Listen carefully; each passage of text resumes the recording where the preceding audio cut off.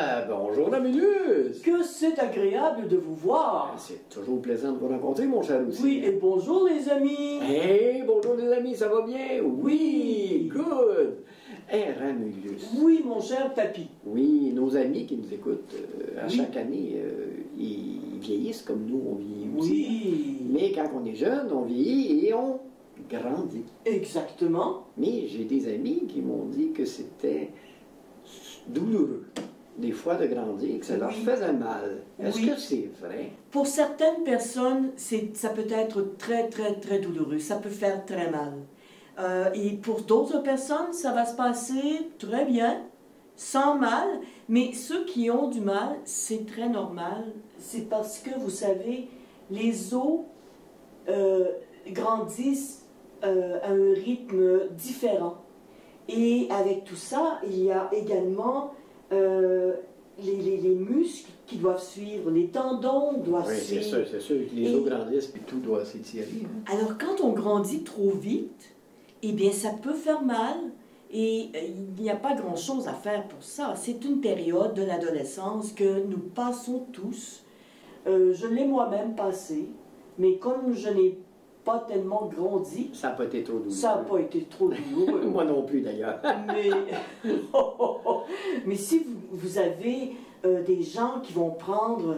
Vous savez, quand on passe au secondaire, Oui. on passe du primaire au secondaire, quelquefois, une année seulement peut faire une grande différence dans la grandeur d'une personne. Exactement. J'ai connu un ami qui était comme ça, moi. Oh oui, Il était le plus petit de la classe au début de l'année au secondaire. Et à la fin de cette année-là, il était un des plus grands. ah Il oui, avait grandi en un coup, là, c'était effrayant. ah oui, puis les pieds grandissent, les mains, tout grandit. C'est ça. Et vous savez que ce n'est pas parce qu'une personne est grande qu'elle est forte. Non, ça n'a rien à voir. Parce que souvent, quelqu'un qui grandit trop vite va prendre plus de temps à stabiliser son corps, ses muscles, ses tendons. Alors, ils vont avoir plus de difficultés à courir, à soulever des choses, parce qu'ils doivent s'adapter à leur corps. C'est évident. Parce que là, tout doit s'étirer, tout doit s'allonger pour être capable d'aller selon la grandeur des os. Exactement. Et ça doit demander beaucoup d'énergie aussi. Beaucoup d'énergie. Mais ce n'est qu'une phase. Oui, c'est sûr. Après ça, ils vont pouvoir développer leur Oui, charpente. Là, Exactement. Ok. Exactement. Mais il faut quand même faire attention, parce que l'adolescence, vous savez, plusieurs adolescents et adolescentes vont subir des fractures. Fractures de la jambe, du pied, des bras, parce que tout ça, là, Il est fragile. est fragile. Pendant la croissance, c'est plus fragile. C'est ça. OK. Et à ce moment-là, souvent, un médecin va prescrire des vitamines Pour renforcer. pour aider. OK. C'est ça. Alors, c'est ça. Ne vous en faites pas, les amis. Si vous grandissez et que ça fait un peu mal, c'est normal et ça va passer. Oui, oui, oui. Ça fait partie de devenir une grande personne, C'est ça. même quand on n'est pas grand. C'est ça. On peut être grand ou plus grand, mais Exactement. ça peut être douloureux ou moins douloureux. C'est Ok. ça. Dites-vous, si vous restez plus petit, ça va faire moins mal. C'est ça. C'est ça. C'est exactement C'est ça. exactement ça. Oh. Ben, merci beaucoup, mon cher ami. Mais ça me fait plaisir. Donc, les amis, vous restez pour le compte dans quelques instants. À la semaine prochaine, Et les amis. Au revoir, Bonne papy. semaine, mon cher ami. Au revoir. Et voilà. Bonjour, Mélodie. Comment ça va? Ça va bien, ma chère. Ça va très bien. T'as l'air en forme. Les amis aussi ont l'air en forme. Oui, les amis sont en forme. Ils sont vraiment bien. Allô, les amis. Hey, content de vous voir, hein? Oui. Le printemps avance tranquillement, pas vite. Oui. Hein, on a des fleurs qui poussent. Eh oui. Puis des petits animaux qui sortent. Oui, puis là, Des bébites. la tondeuse que papy est content d'avoir passée. Oh, oui, déjà. Ah, moi, j'aime ça passer la tondeuse de bonheur. T'as déjà passé à tondeuse? Ah, ben, quasiment, là. Là, il faut que je l'entretienne, là, pour la partir, là. Oui. Après ça, papy va aiguiser le couteau comme il faut, là. Bon. Puis après ça, on rapporte. Fait que Bon. on ramasse les vieilles feuilles de l'année passée. Puis Oui. on part pour la nouvelle saison. Bon, ben c'est bien, c'est le fun, ça, c'est encourageant. Oui, ça veut dire que l'été s'en vient. Oui. puis après ça, ben, ça va être l'hiver encore. Là, fait que... Ben, oui, c'est comme ça qu'on appelle ça des saisons. C'est ça, exactement. On va commencer par terminer le printemps. Là, Oui, c'est ça. Puis C'est après ça. ça passe à l'été. C'est Il reste ça. encore beaucoup de belles journées. Ben, on va commencer vraiment les belles journées. Fait qu'on Oui. va les prendre avec grand plaisir. Hein. Oui. Ah oui, ben, j'écoutais l'autre fois la télévision, puis il disait, à l'automne puis au printemps, on ne perçoit pas la chaleur de la même façon. C'est vrai. C'est vrai parce que un 15 degrés, par exemple, Oui. ou un 20 degrés au printemps, va nous paraître beaucoup plus chaud qu'à l'automne. C'est vrai. Parce que à l'hiver, on est habitué au froid. Puis quand il se met à faire chaud, ben là, on trouve qu'il fait excessivement chaud parce qu'on Oui. est vraiment habitué à des températures froides. Oui. Tandis que quand ça revient à l'automne, ben là, on a eu des chauds durant l'été. Puis à cause de ça, ben on trouve que le 15 degrés, par exemple, de l'automne, va être plus froid que le 15 degrés du printemps. C'est ça. Puis c'est pour ça qu'il y a des gens qui vont porter des shorts à 10 degrés dehors. Oui, Puis 5 même. mais à l'automne, ils vont garder des pantalons longs, par exemple. Oui, c'est ça. Et pourtant, c'est la même température. Exactement. C'est Mais ça. c'est vrai, notre corps doit C'est s'habituer. la Hein? perception qu'on a qui fait la C'est ça. différence. Moi, ma maman est en ménopause, puis Ah, mais là, c'est pas pareil, ça. son corps s'habitue pas vraiment.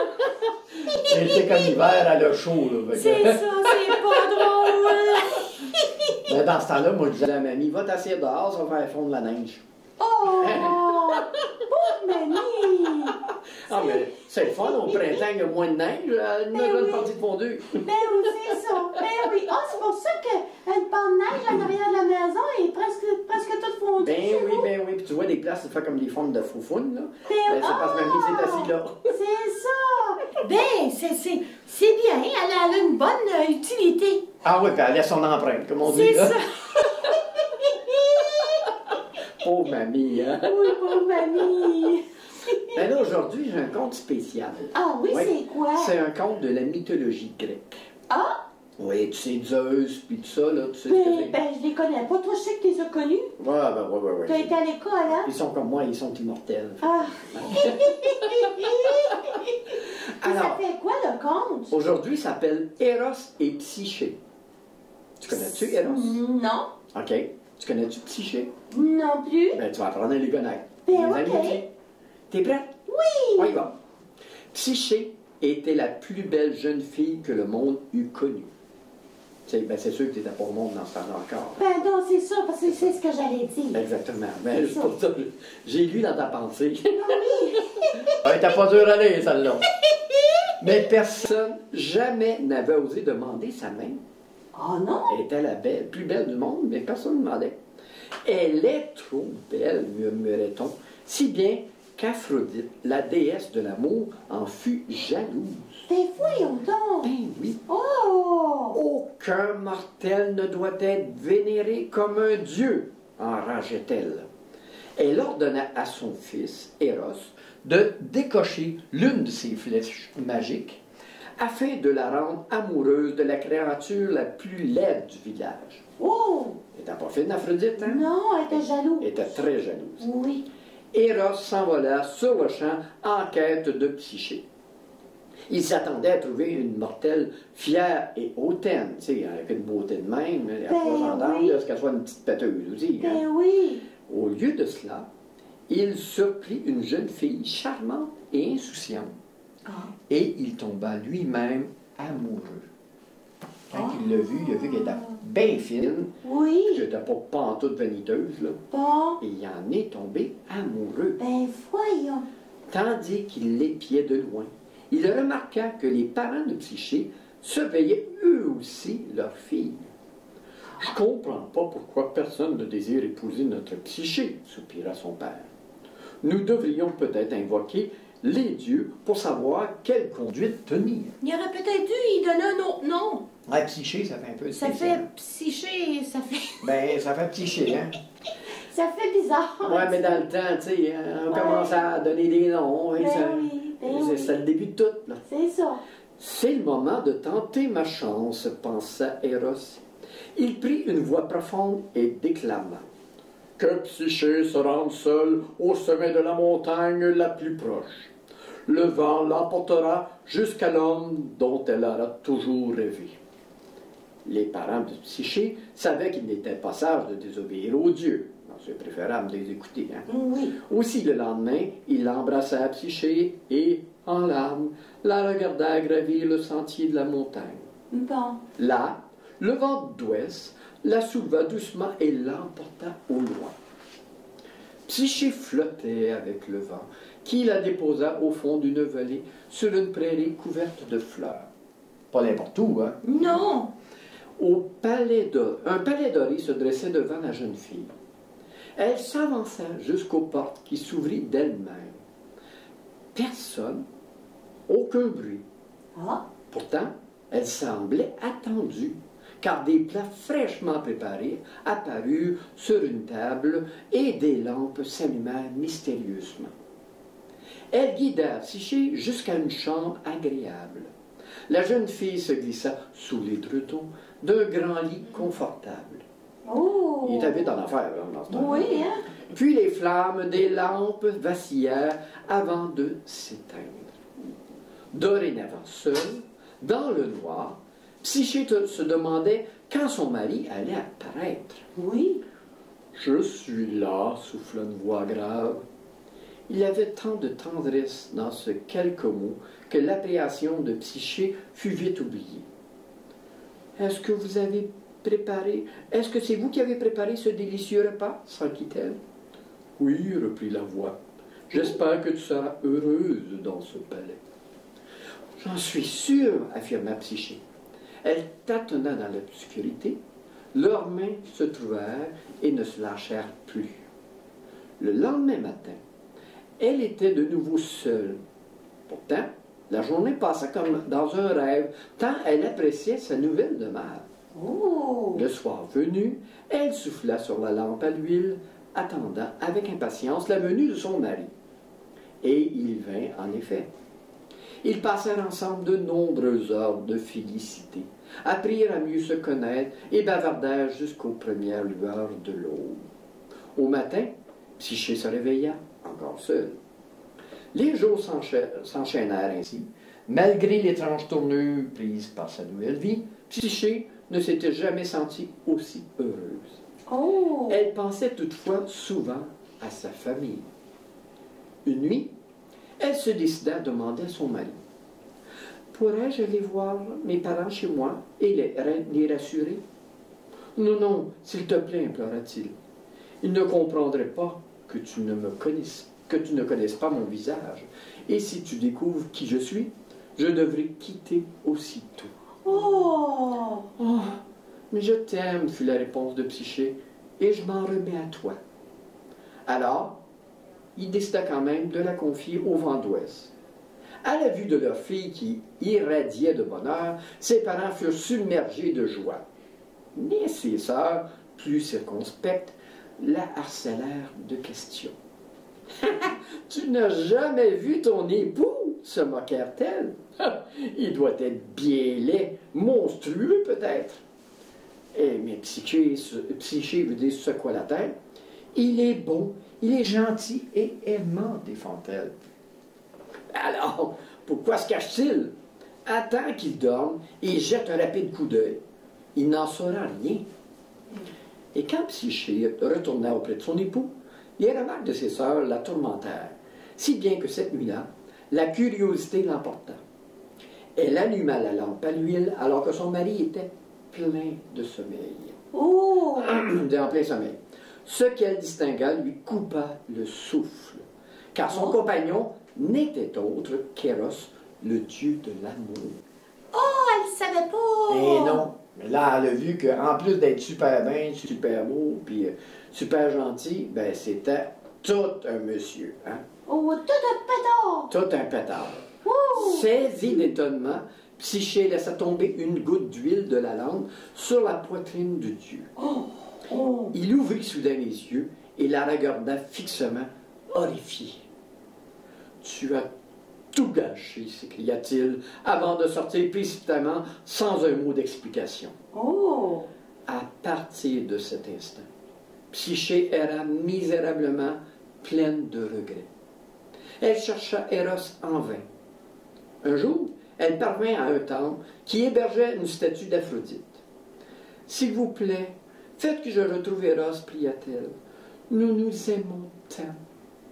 Aphrodite, qui était la mère d'Eros, médusée, comprit ainsi que son fils vivait chez les mortels. Elle décida de les mettre tous les deux à l'épreuve. Tout d'abord, tu dois me prouver combien tu l'aimes, commanda-t-elle.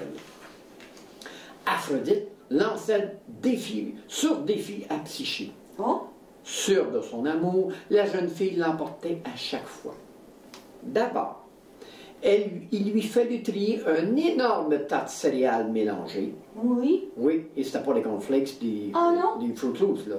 C'est des grains de céréales. C'est du blé, de l'orge. Donc, épreuve qu'elle réussit avec l'aide de fourmis compatissantes. Les fourmis l'ont aidée. Ah, c'est bien. Bien, hein? Ensuite, elle dut rapporter de la laine provenant de moutons à la toison d'or. Oh, c'est pas facile à trouver, ça? Non, c'était pas courant. Mais l'herbe, qu'on trouve à terre, dans un murmure solidaire, lui dit comment faire. Oh. Tu sais, l'herbe jase, hein? Ben oui. C'est ce qu'on J'ai appelle... déjà vu des gens répondre. Mais de l'herbe qui se prend pour un autre, on appelle ça de l'herbe fraîche. C'est une parenthèse, OK? Oui, c'est ça. Enfin, il s'agit de récupérer la boîte contenant la beauté éternelle qui appartenait à Perséphone. Tu sais c'est qui Perséphone? Oui. C'était la reine des enfers. C'est ça. Celle-ci vivait dans le royaume souterrain où seuls les morts avaient le droit de se rendre. Wow. Prête à se sacrifier. Oui, elle était prête à se sacrifier. Psyché grimpa au sommet de la plus haute tour quand celle-ci pris de pitié, soupira. La tour a parlé aussi. Hein. Oui. Tu n'as pas besoin de te tuer. Tu n'as pas besoin de te péter la gueule, comme elle dit. Oh! Elle a dit ça comme ça? Oui, c'est ça. Traduction en grec. Ah, ok. Avance au bord de ce gouffre et saute pour atteindre la rive du fleuve des enfers. Oh. Paie Charon, le passeur, pour la traverser et jette du pain au miel à Cerbère. C'est qui Cerbère? Je sais pas. C'est le monstrueux chien à 3 têtes qui garde l'entrée. Ah, ok. Alors, tenant dans ses mains quelques pièces de monnaie et un peu de pain trempé dans le miel, Psyché sauta courageusement du haut de la falaise. Elle se trouva face à un tunnel qui menait au fleuve souterrain. Elle donna une obole, un montant. Okay? Un montant d'argent. C'est ça, à Charon et du pain au Cerbère. Puis elle se présenta saine et sauve devant le trône de Perséphone. Oh. Tu as fait preuve d'un grand courage, dit la reine. Tu peux prendre ma boîte. Merci, Majesté, remercia Psyché avant de repartir à toutes jambes vers le monde des vivants. Tu sais, elle trouvait que ça mort pas mal. Oui, c'était un peu plate. Hein? C'est ça. Toutefois, un doute s'insinua dans l'esprit de la jeune fille. Je ne suis pas de l'étoffe dont sont faits les dieux, murmura-t-elle, en regardant la boîte qu'elle tenait. Oh. Si je pouvais profiter d'une toute petite pincée de la beauté éternelle de Perséphone. Et elle souleva le couvercle avec précaution. Hélas, la boîte ne renfermait pas la beauté éternelle, mais le sommeil éternel. Oh non! Oui, hein? Qu'est-ce qu'elle avait fait, sa belle-mère? Hein? Elle était pas fine, hein? Non! Psyché sombra donc dans un profond sommeil. Oh. Eros apparut aussitôt et souffla sur les paupières de la jeune fille. Chut, chut. Psyché battit des cils et ouvrit les yeux. Eros n'avait plus confiance en sa mère. Il souleva sa bien-aimée et la porta dans le ciel, à travers les nuages, jusqu'à Olympe, où ils se présentaient ensemble devant Zeus, le roi des dieux. Oh. Aidez-nous, s'il vous plaît, demanda Eros, d'un ton pressant. Psyché et moi sommes amoureux l'un de l'autre, mais ma chère mère désapprouve notre union, car Psyché n'est qu'une mortelle. Oh. Zeus semblait amusé par la supplique. Aucune mortelle n'a le droit d'être aussi belle, confia-t-il. Mais si je rends cette jeune fille immortelle? Alors le Dieu Tout-Puissant toucha légèrement la tête de Psyché. Oh. Elle sentit que tout son être se transformait.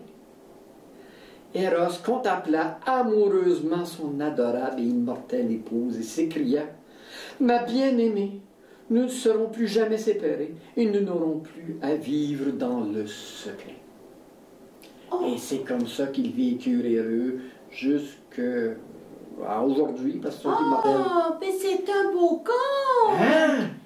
Hein, c'est comme ça que Psyché est devenue immortelle puis qu'elle a pu vivre avec son Eros qu'elle aimait tant. Oh, que c'est un beau conte, ça, Hein? papy. C'est sûr qu'il y avait des noms bizarres, là, mais Oui, mais c'est pas grave, on leur pardonne. c'est ça. Ça fait quand même des belles histoires. Oui. Ah, c'est ça l'histoire de Eros et Psyché. Avez-vous aimé ça, les amis? Hein, oui, c'était bien, hein? Oh, c'était. C'est une bonne bien. histoire de fille, hein? C'est une belle histoire. Oui. Oui. Alors, on dit aux amis, à la semaine prochaine. À la semaine prochaine. Bye bye! Bye.